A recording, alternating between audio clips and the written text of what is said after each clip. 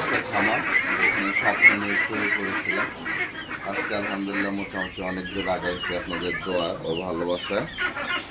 তো এখন আমার খামারে হাঁসের বাচ্চা আছে মোটামুটি অনেকগুলো। এখানে আছে ব্ল্যাক হোল, খাকি ক্যাম্বেল আর হচ্ছে চীনা হাঁসের বাচ্চা।